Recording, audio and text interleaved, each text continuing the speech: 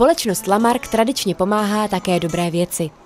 Na konci května byl největší výrobce kovaných plotů v České republice opět jedním z partnerů tenisového turnaje známých osobností v Hradci Králové. Jubilejní 20. ročník charitativní akce slavnostně zahájila česká Miss Earth 2015 Karolína Mališová a pozvání přijala i řada dalších známých tváří. A já samozřejmě kdykoliv mám čas, tak sem rád přijedu, protože výtěžek prostě jde na nějakou dobročinnou akci, to se mi líbí, takže my se nám pobavíme a vlastně pak už ještě i dražba. Tak se mi to líbí, že se tady jenom takhle neflákáme.